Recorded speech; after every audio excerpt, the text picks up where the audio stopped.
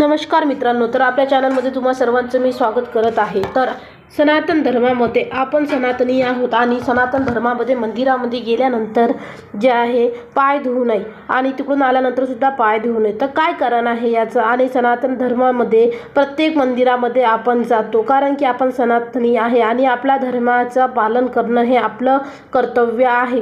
तर मंदिरात जाण्यापूर्वी आपल्याला काय काय नियम करावे लागते आणि पाय धुवावेत किंवा नाही धुवावेत आणि तिकडून आल्यानंतर काय करायचं, मंदिरातून आल्यानंतर आज आपण हे सगळे त्या व्हिडिओमध्ये पाहणार आहोत। तर चला व्हिडिओला सुरुवात करूया। मंदिरातून घरी आल्यानंतर हात पाय का धुवू नयेत? शास्त्र काय सांगतं? सनातन धर्मात नियमित पूजा करणे आवश्यक मानले जाते। त्यातील एक नियम म्हणजे मंदिरात जाण्यापूर्वी हात पाय का धुवावेत आणि मंदिरातून परत आल्यानंतर लगेच हात पाय धुवू नयेत। त्यामागे बारीक कारण आहे आणि खूपच कारणं आहेत जे फार कोणाला माहीत नसतील। तर चला तुम्हाला मी याबद्दल सांगून देते, त्यामागचं नक्की काय कारण आहे हे पण सांगते। सनातन धर्मात नियमित पूजा करणे आवश्यक मानले जाते। आपण सनातनी आहे आणि आपल्याला नियमित पूजा करणे हे आपला धर्म आहे, आपलं कर्तव्य आणि आपलं कर्म आहे। देवाशिवाय आपण जगू शकत नाही। आपल्या आयुष्यात देव खूप गरजेचा आहे। आपण सकाळ संध्याकाळ देवाला नमस्कार करतो, पूजा करतो, त्यांची भक्ती करतो।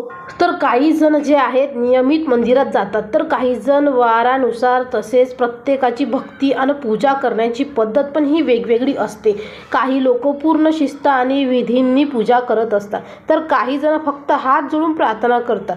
पण श्रद्धा आणि भक्ती यामुळे आयुष्यातील अडचणी कमी होतात, कारण पूजा करताना फक्त हेतू शुद्ध मानला जातो।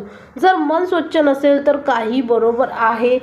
दरम्यान वास्तुशास्त्राचे काही नियम जे मंदिरात जाताना आणि मंदिरातून परतताना लक्षात ठेवले पाहिजे। असाच एक नियम आहे, तो म्हणजे मंदिरातून परतल्यानंतर हात पाय धुणे। शास्त्रातल्या नियमाप्रमाणे मंदिरात जाण्याआधी पाय धुणे महत्त्वाचे असते, तर मंदिरातून देवाचं दर्शन घेऊन आल्यानंतर पाय धुवू नयेत असे म्हटले जाते। त्यामागचे काही कारणे आहेत आणि ती कारणे मी सांगितलं आहे। हात पाय धुणे योग्य आहे का?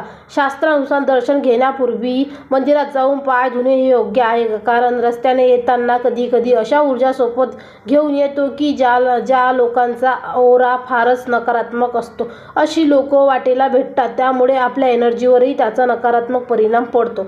तर त्यामुळे मंदिरामध्ये जाण्याआधी त्यांच्या आसपास पाण्याचा स्रोत असेल तर नक्की हात पाय धुवून घेणे फार महत्त्वाचे आहे। त्यामुळे आपण शांत मनाने देवतांचे स्मरण करू शकतो।